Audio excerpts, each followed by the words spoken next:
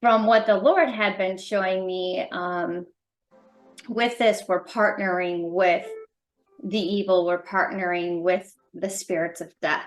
And we do have some questions, that that I had said I was going to share early on. We'll do that a little bit later. But I know that some of the questions that people will say is like, wow, I have a lot of death in my family. And we were a big supporter of, All Saints Day, November 1st, because we're Catholics or whatever it might be.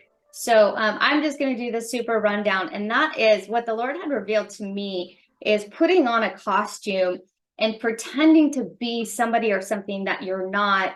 Goes back to Jacob and Esau, when Jacob was trying to become Esau so he could take the birthright. So he could have, not the birthright, the blessing, because you got the birthright and then you have the blessing. So he put on animal furs.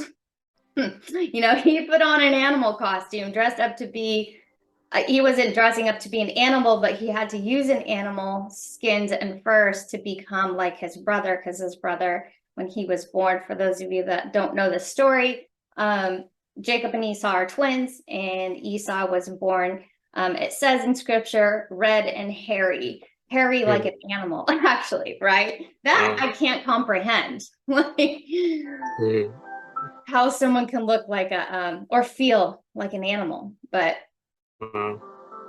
yeah, so the Lord was showing me the legalities of that, the contracts that are happening, that we're allowing, we're giving up our birthright to then take on something else. And I think it's even John Ramirez that had spoken about it, like children that dress up to be these particular characters, the enemy will go back later on. So let's just say it's a child dressing up to be a skeleton. The enemy then has a legal right to send the spirit of death or the spirit of fear to that child.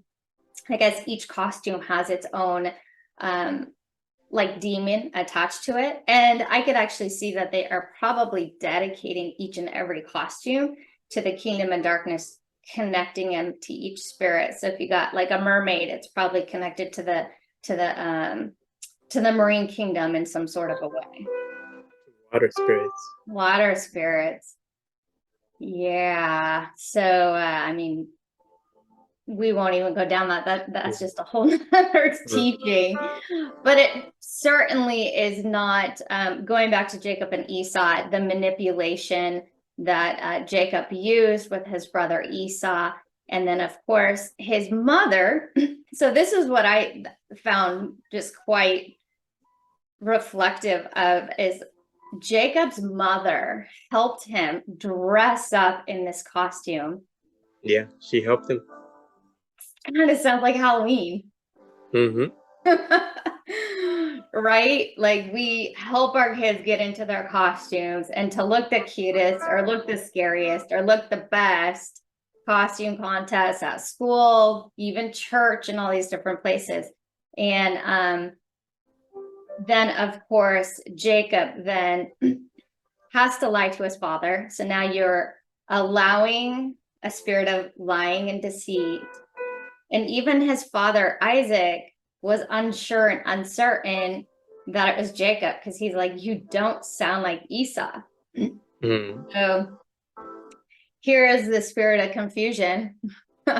Trick or treat. Right?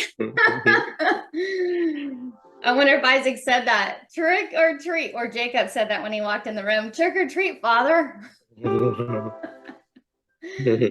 And then, of course, afterwards, he gets the blessing. He gets the amazing blessing. And for those of you that are watching, to keep this video shorter, if you want to go back and read the story of Jacob and Esau, it starts, I would say, start in Genesis 25. But where Jacob stole the blessing was in Genesis 27. So I suggest for all of you to go and read that story, and maybe even read it to your children. But yeah, maybe get the children's Bible and then, read that with your children and connect it to Halloween. So then after he steals the blessing, Esau comes in and finds out what just happened. Jacob goes running. He's like, oh no, Esau's gonna kill me. Esau knows how to use a gun. Watch out. Yes. So there we got a spirit of division. So hence we wonder why there's so much division in our families between October and January, right? Like look at it, there's so much fighting, so much infighting, backbiting. A lot of things are happening between October and January because Satan's like, well, I got the legal right. I'm going to do this until they figure it out. So then there's the division. Jacob goes and runs and hides. Then Esau says, I'm going to kill Jacob. I'm going to kill him. He says this. Yep, he was after him. Right? And for years, Esau wanted to kill Jacob, and Jacob ran in shame. So here you go. And not only that, but then Jacob actually got hit with his own curses. So Yes, Jacob goes, right? and he got deceived. Yeah. You wanna tell that story? Well, Jacob got deceived by his Laban, and he dressed his older sister and dressed her and tricked Jacob, and he got what he reaped what he sowed. So there's so much importance in the things that we do, and as you were talking about Esau and Jacob, I don't know, I believe the Lord was kind of bringing me that tradition was also continued through the pharaohs. The pharaohs, they were big on dressing. They were big on putting on garments and stuff to show up, to show an appearance of ruling. And they honored the spirit of death. That was one of the major gods. It was the spirit of death, where the pharaohs could die and come back to life, but in reality it was honoring death. Through death they will have life. So it was a big